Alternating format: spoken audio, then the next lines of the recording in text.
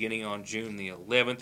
Of course, many residents in Johnson County, several losing their lives, many losing their homes, are still awaiting some final word from FEMA and some other assistance from state and federal government officials. The governor issued the executive order declaring a state of emergency in all of Kentucky on July the 13th.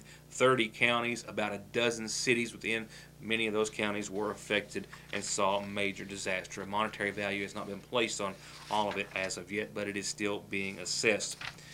Here's something you don't hear very often, and it's on the heels of reports in the opposite spectrum, so to speak. Earlier this week, the governor announced today that fiscal courts in about 34 counties will be getting back some funding, totaling more than $250,000 from mining permit and acreage fees. Coal-producing counties, he says, are our partners, and these funds provide a direct benefit for their efforts. Totals for counties of interest and close to us here: Breathitt County receiving right at $12,000, Floyd right at $20,000, Johnson County right at $5,000, Lawrence County right at $3,000, give or take. Magoffin County approximately $8,000, Pike County, the largest of all Kentucky counties, those 34, receiving a little more than $42,500.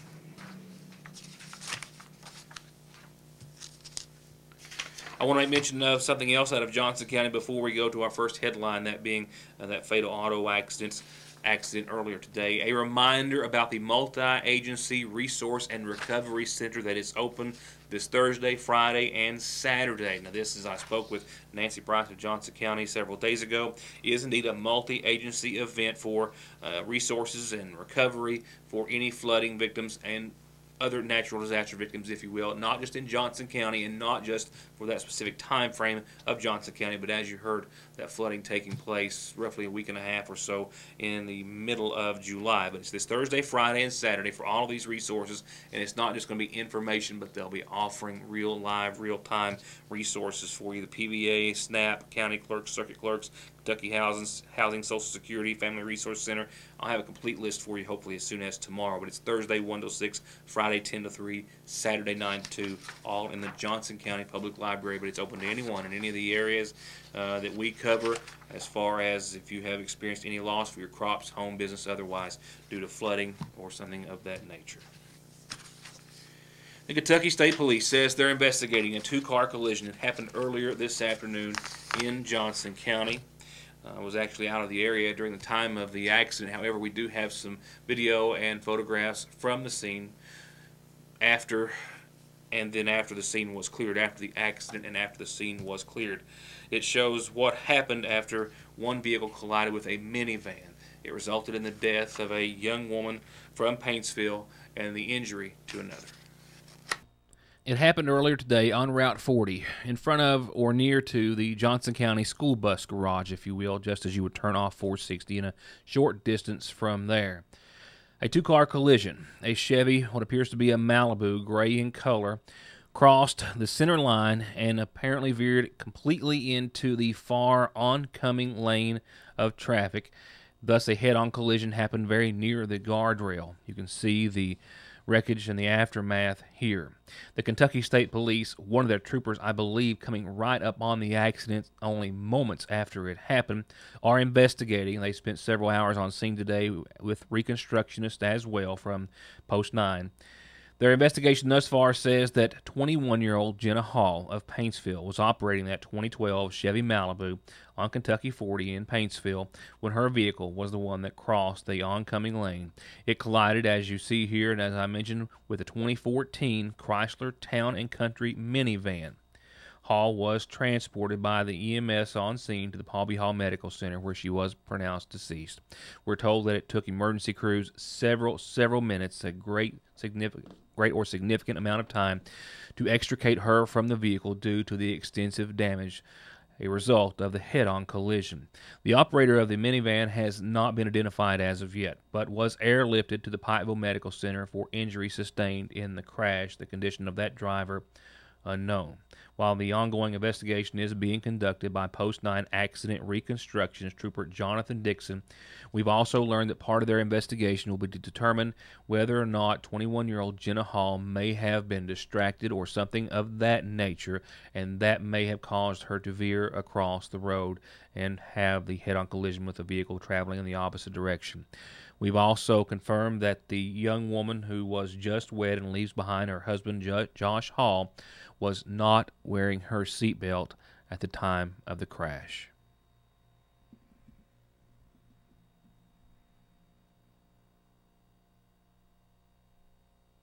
To get high-speed internet on their state-of-the-art fiber optic network for all of your home and business solutions, or to watch TV without a contract on over 200 digital channels with superb quality, or stay connected with family and friends with 24/7 telephone service you can always depend on, contact Foothills Broadband today. Or just click on their link to the right to find out how they're working to provide the latest in communications at affordable prices with exceptional service at Foothills Broadband.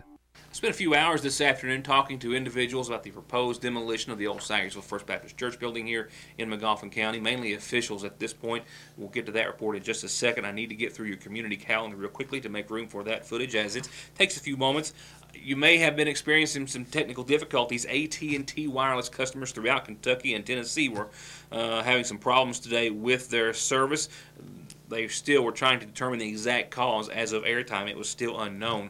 A representative of AT&T had gone on record saying they were just looking into the issue, hoping to determine what was causing the widespread outages across Kentucky. Parts of Tennessee also affected, and it was affecting a lot of local customers as well who have that service. We'll try to find out what the deal is, and I believe it was starting to come back on to some degree, but not completely, as of airtime, still having some issues.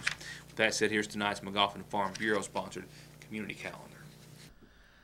Calendar announcements start off with a couple of birthday wishes, and I can't think of a better way to start it. Happy 12th birthday to Braden Combs. Love Mom, Brianna, Mama, and Papa Trimble.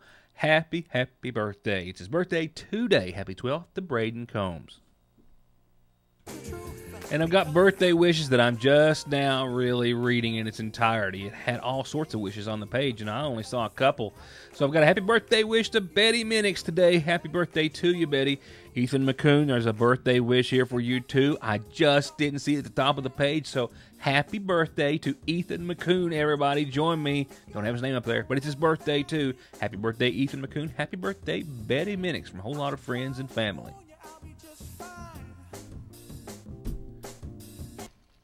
A reminder to all Magoffin County Rumpke customers, they have a mandatory meeting tomorrow afternoon at 2. Therefore, they're closing the transfer station tomorrow at 2, and they'll be picking up your garbage extra very early in the morning. So get it out late tonight or very early. They'll be running tomorrow very early to make it to that mandatory meeting. Tomorrow is the only day this week that they have any service changes, so keep that in mind. They'll be back on their normal schedule Thursday and Friday. I'll talk more about this in just a few seconds. Just a quick announcement right now. The public meeting for comments on the proposed demolition and the new site of the Magoffin County Public Library are set for tomorrow. I do have a time change. I've been saying 9 to 3. I've been told a moment ago it's 11 to 3 tomorrow. Had an incorrect paper, so keep that in mind, and we'll talk much more about that project in just a second. The Sagersville Grade School's Family Resource Center is hosting Kinder Camp tomorrow, 1 to 3, for all enrolled kindergarten students. They'll be given a chance to meet their teacher, find their room, explore the school, and family members can get any questions answered. 349-1549 if you have any questions. And the Living Water Pentecostal Church next to the Magoffin County Water Department there on Parkway Drive in Sagersville is having a revival. You've got time to get ready. It starts Monday of next week, 7 p.m. nightly. Brother Richard Reif will be preaching, and Pastor Bill Shepard and everyone in the congregation invite you all. And you're all always invited to use our community calendar services. Birthdays and anniversaries and organizational announcements like you just heard, they're always free. Just get them to us. Remember, you can always catch programming as well the following day in case you missed it or want to see it again at yournewstoday.com.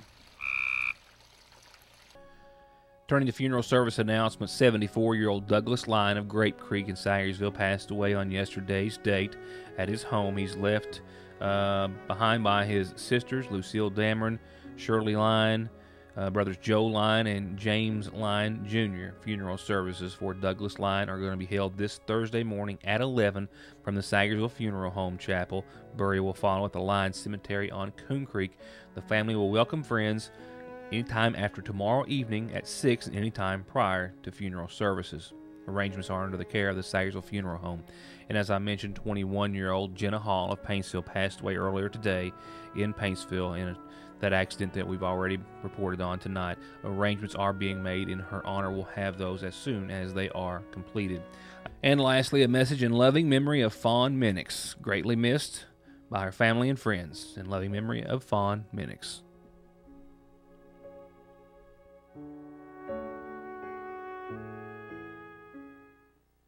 To get high-speed internet on their state-of-the-art fiber optic network for all of your home and business solutions, or to watch TV without a contract on over 200 digital channels with superb quality, or stay connected with family and friends with 24/7 telephone service you can always depend on, contact Foothills Broadband today. Or just click on their link to the right to find out how they're working to provide the latest in communications at affordable prices with exceptional service at Foothills Broadband.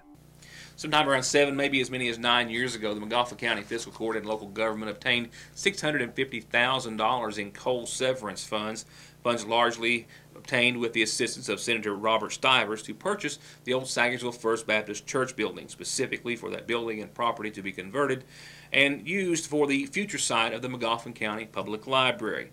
$450,000 of that $650,000 was paid for the church and the property with the intent to replace the current, as it's still being used today, 4,000 square foot library as it has served Montgomery County and continues to do so.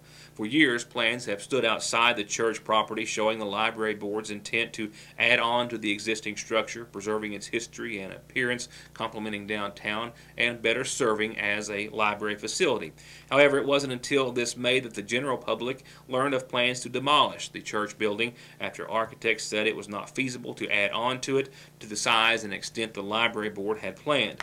It was during that May meeting of the Montgomery County Public Library Board, in which we were in attendance, that board member David May made a motion to put the planned demolition on hold for 6 months to explore other options to tearing down the historic structure.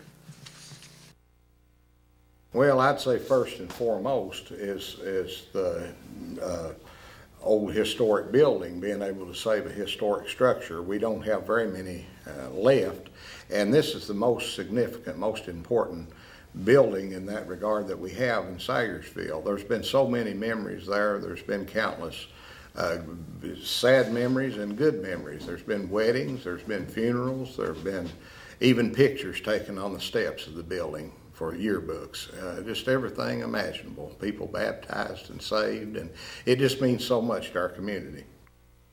In that same May meeting, after a lengthy discussion between members of the public there to voice their opinion and for most opposition, the board did end up agreeing to a 30-day reprieve, if you will, to give the public more time to find a solution or possibly a buyer. A few days later, though, the Montgomery County Judge Executive, Charles Hardin, and the Fiscal Court all unanimously voted after the judge requested a 90-day time period for more evaluation to check into the legality, feasibility, and other issues with the project. That 90 days is up on the 17th of this month, which is also, ironically, the same day that Codell Construction had plans with the library board to have the church building completely demolished, after expecting the library board to approve the demo in that same May meeting. The library board plans on borrowing $3 million, building a more than 14,000 square foot building with 2 meeting rooms, one to accommodate 39 people, the other to accommodate 162. It will have approximately 5,000 square feet for materials, that being books, circulars, things of that nature, many other amenities, and about 3,000 square feet left for future expansion. However, many have since voiced great concern about tearing down such a vital structure and its history just for the sake of having a new building sit on this particular lot, arguing that it just doesn't make sense to demolish a building that public funds purchased for $450,000, then spending another $50,000 to tear it down, leaving behind just an empty vacant lot that may have an approximate value of maybe $50,000 after all that investment, when the possibility exists of selling, trading, or getting some value out of the existing church property as it sits, saving such a beautiful and historical asset, and then building a new and much larger replacement elsewhere where parking, infrastructure, and other obstacles wouldn't be an issue. I think what would be better for all the citizens in the community, and particularly those in Sayersville, is to try to preserve the building. I would want to preserve the building as long as it does not require a tremendous amount of repetitive maintenance, continued support year after year after year. Short-term support's a whole lot easier. You don't have a budget problem every year. I would like to see them look into options of preserving it some way and looking at locating the library board at a different location in downtown Sayersville.